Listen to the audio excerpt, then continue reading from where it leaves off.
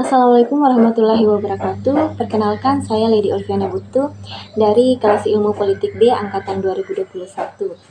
Baik, di sini saya akan menjelaskan sesuai dengan tugas yang diberikan oleh dosen pembimbing mata kuliah Sosiologi Politik, yaitu menjelaskan sosialisasi politik. Namun, sebelum kita jauh membahas tentang sosialisasi politik, alangkah baiknya apabila kita mengetahui apa itu yang dimaksud dengan sosialisasi terlebih dahulu. Nah, sosialisasi itu merupakan ilmu yang membahas tentang seluruh aspek kehidupan masyarakat serta pengaruhnya bagi kehidupan manusia.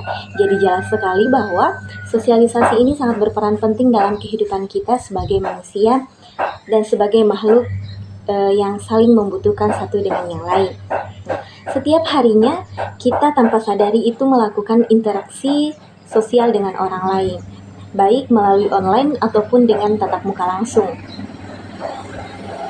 Berpamitan pada orang tua sebelum ke sekolah, mengobrol dengan teman, mengucapkan terima kasih kepada abang ojol yang mengantar kita sehari-hari, baik itu ke kampus maupun ke sekolah, dan juga sebagainya. Hal ini dapat kita sebut dengan interaksi sosial. Jadi jelas sekali bahwa sosialisasi ini adalah merupakan sebuah interaksi kita dengan orang lain.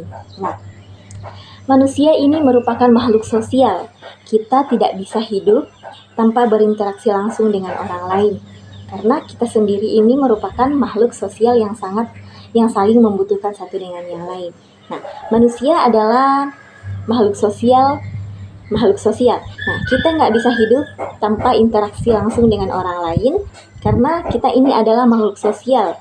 Jadi, tanpa kita sadari, kita melakukan interaksi sosial dengan sesama kita itu bahkan setiap hari. Nah, sosialisasi atau pemasyarakatan adalah usaha memasukkan nilai-nilai kebudayaan terhadap individu sehingga individu atau kita tersebut menjadi bagian dari masyarakat itu. Artinya bahwa adanya sekelompok individu yang saling berkumpul hingga menjadi sebuah masyarakat. Nah, proses sosialisasi ini merupakan pendidikan sepanjang hayat melalui pemahaman dan penerimaan individu atau perannya di dalam suatu kelompok. Jadi, sosialisasi ini sangat berperan penting dalam kehidupan individu atau sekumpulan individu yang tercipta dalam sebuah masyarakat. Dan sosialisasi dapat terjadi karena adanya agen primer, yaitu keluarga dengan sifat emosional dan efektif, serta agen sekunder, yaitu teman dan perkumpulan yang bersifat leluasa. Nah, tujuan dari adanya sosialisasi adalah mengajarkan kebudayaan yang berlaku dalam suatu kelompok kepada individu dari segi peran dan status sosial. Jadi sangat jelas sekali bahwa sosialisasi ini atau pemasyarakatan ini merupakan sekumpulan individu yang berkumpul untuk menciptakan sebuah nilai-nilai kebudayaan sehingga dapat disebut dengan masyarakat. Baik, setelah kita membahas tentang sosialisasi, di sini kita akan membahas lebih lanjut, yaitu sosialisasi politik. Nah, sosialisasi politik ini merupakan proses di mana individu memperoleh pengetahuan, nilai-nilai dan sikap terkait dengan sistem politik suatu negara. Jadi, ini merupakan langkah penting untuk memastikan partisipasi masyarakat yang informasi dan terlibat dalam proses demokrasi. Artinya bahwa adanya sekumpulan individu atau kelompok untuk berpartisipasi dalam proses demokrasi. Jadi, sosialisasi politik ini mempelajari hubungan antar negara dengan masyarakat. Jadi, masyarakat dengan negara itu sangat berkaitan erat dalam proses demokrasi. Jadi, sosialisasi politik ini sangat melibatkan masyarakat dalam proses politiknya. Jadi, disiplin ilmu ini menggunakan sejarah untuk menganalisis tren sosialisasi politik untuk melibatkan masyarakat dalam mengambil keputusan atau melihat tren yang saat ini terjadi.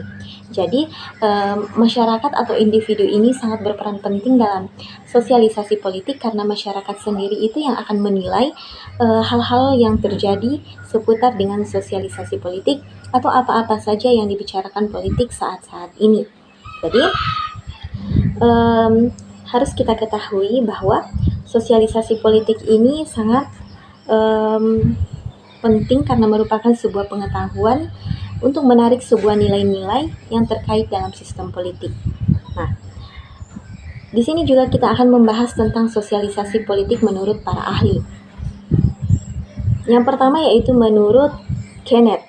Yang pertama, menurut Kenneth ini mengatakan bahwa sosialisasi politik dalam pengertian luas merujuk pada cara masyarakat dalam mentransmisikan budaya politiknya dari generasi ke generasi. Nah, yang kedua yaitu menurut Richard. Menurut Richard mengatakan bahwa sosialisasi politik dapat dipandang sebagai pewarisan pengetahuan, nilai-nilai dan pandangan-pandangan politik dari orang tua, guru dan sarana-sarana sosialisasi lainnya kepada warga negara baru dan mereka yang menginjak dewasa. Jadi jelas sekali bahwa sosialisasi menurut Richard ini dapat dipandang dari orang tua, guru, dan sarana-sarana sosialisasi. Nah, yang ketiga yaitu menurut Dennis, mengatakan bahwa sosialisasi politik adalah istilah yang digunakan untuk menggambarkan proses di mana individu dapat belajar tentang politik dan mengembangkan orientasi terhadap politiknya. Jadi Dennis mengatakan bahwa sosialisasi politik ini sangat menggambarkan sebuah individu atau individu dalam mempelajari tentang proses politik atau tren politik yang saat ini terjadi untuk mengembangkan orientasi terhadap politik. Nah, di sini juga kita akan membahas mengenai agen-agen politik menurut Rush, Althoff, atau tempat di mana dapat berlangsungnya interaksi sosialisasi politik. Nah, menurut Rush dan Althoff, di sini ada 5 agen-agen sosialisasi politik atau tempat di mana dapat berlangsungnya interaksi sosial politik. Yang pertama yaitu melalui keluarga, yang kedua yaitu sekolah, yang ketiga yaitu kelompok pergaulan, yang keempat yaitu tempat kerja, yang kelima media massa. Jadi dapat kita ketahui bahwa kelimanya ini dapat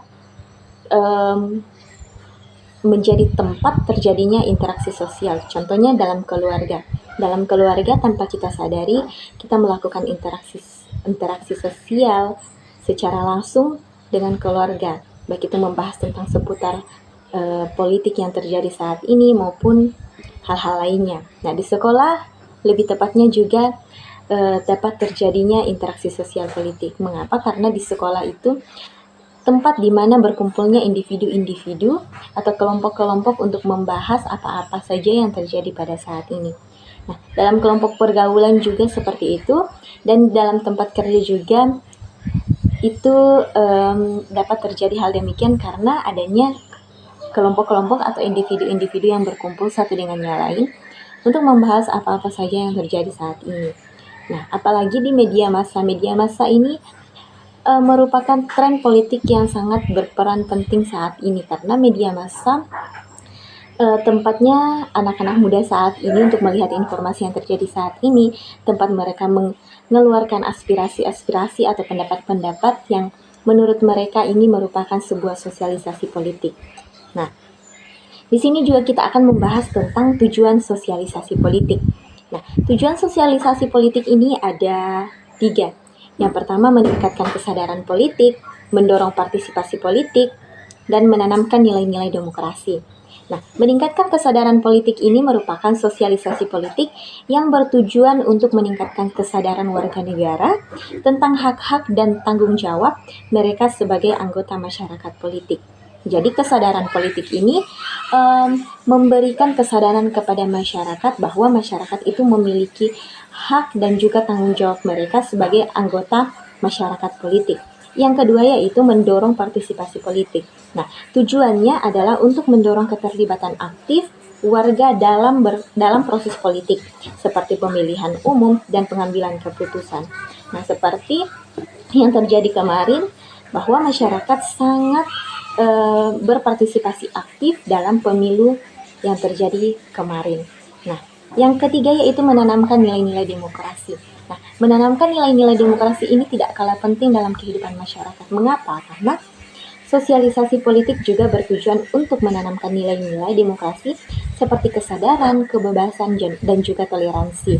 Nah, kesetaraan, kebebasan, dan toleransi ini tidak boleh dipisahkan dari yang namanya sosialisasi atau tujuan sosialisasi politik.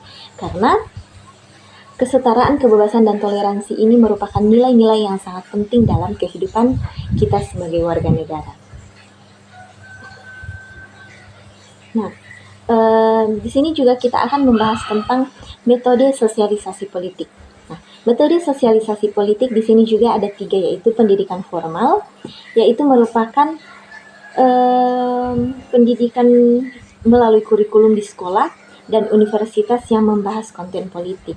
Jadi, yang dimaksud yaitu bahwa di sekolah atau kurikulum di sekolah atau di universitas itu terkadang membahas mengenai seputar dengan politik atau konten-konten politik atau tren-tren politik yang terjadi pada saat ini. Nah, yang kedua yaitu media massa. Media massa ini baik itu berita, talk show, dan program televisi yang membahas isu-isu politik. Jadi, media massa ini tidak pernah terlepas dari yang namanya politik atau sosialisasi politik, karena media massa ini tempatnya di mana masyarakat mengeluarkan aspirasi langsung untuk mengeluarkan pendapat atau pandangan-pandangan masyarakat tentang apa yang terjadi saat-saat ini atau apa yang menjadi pembicaraan politik akhir-akhir ini. Nah, yang ketiga yaitu kegiatan komunitas. Nah, kegiatan komunitas ini seperti yang terjadi di forum diskusi, kampanye, dan kegiatan lain yang melibatkan masyarakat. Artinya bahwa dalam setiap hal yang dilakukan dalam sosialisasi politik itu harus melibatkan yang namanya masyarakat. Nah, di sini juga kita akan membahas tentang peran pemangku kepentingan. Nah, peran pemangku kepentingan di sini ada 4. Yang pertama yaitu pemerintah. Nah, pemerintah merancang dan mengimplementasikan program sosialisasi politik yang komprehensif. Artinya bahwa pemerintah ini harus mampu mengimplementasikan di lapangan bagaimana dia merancang setiap program politik yang baik dan komprehensif. Dan yang kedua yaitu masyarakat sipil. Nah, masyarakat sipil ini sangat berpartisipatif, aktif dalam debat dan diskusi publik terkait isu-isu politik. Nah, masyarakat, tanpa kita sadari, masyarakat sipil ini sangat berperan penting atau masyarakat lebih aktif dalam kegiatan politik. Nah, yang ketiga yaitu media. Media ini menyediakan informasi yang akurat, berimbang, dan mudah diakses oleh masyarakat. Dan yang keempat yaitu lembaga pendidikan, yaitu mengintegrasikan konten politik ke dalam kurikulum dan kegiatan sekolah.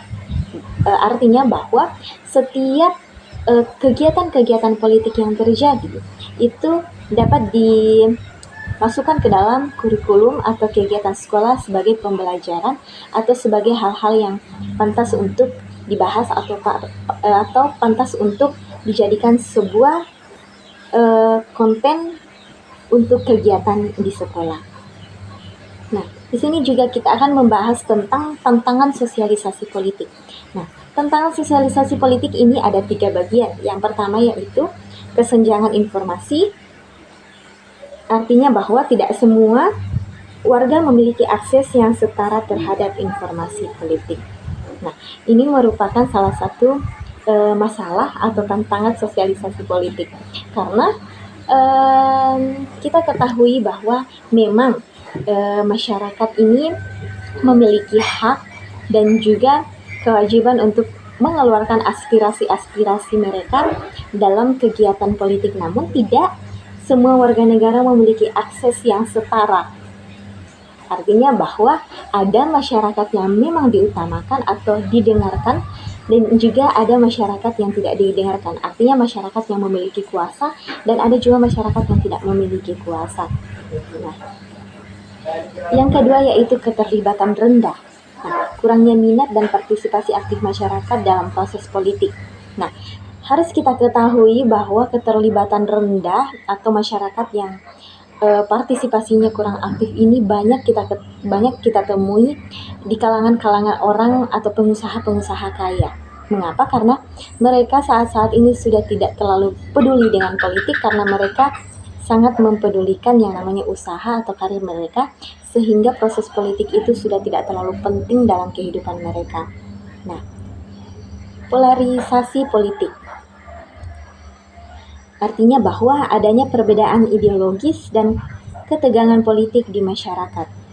Artinya bahwa perbedaan ideologis ini menjadi tantangan atau menjadi ketegangan politik di masyarakat, sehingga kadang masyarakat mengalami gangguan-gangguan, sehingga masyarakat kadang takut mengeluarkan setiap aspirasi-aspirasi mereka karena mereka takut mungkin ini salah dan mungkin akan berurusan dengan hukum apabila saya mengatakan hal demikian. Nah, ketiga hal ini dapat menjadi tantangan dalam sosialisasi politik. Nah, di sini juga kita akan membahas tentang manfaat sosialisasi politik. Nah, manfaat sosialisasi politik ini juga ada 3 bagian. Yang pertama yaitu warga negara informasi, stabilitas politik, dan pemerintahan yang baik. Nah, yang pertama yaitu warga negara informasi.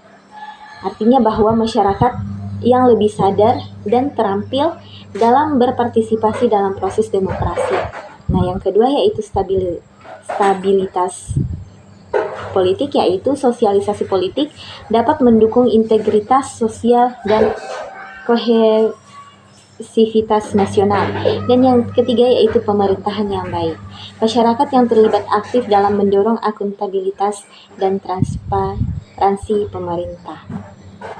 Jadi, di pemerintahan yang baik ini juga sangat bermanfaat bagi sosialisasi politik karena masyarakat ini dapat terlibat langsung atau terlibat aktif sehingga dapat mendorong akuntabilitas dan transparansi pemerintah. Karena transparansi pemerintah ini sangat penting sehingga kita sebagai masyarakat dapat mengetahui langsung bahwa pemerintah ini seperti ini, mungkin pemerintah yang seperti ini mungkin harus ada yang diperbaiki seperti ini. Jadi pemerintah yang baik itu adalah pemerintah yang transparansi.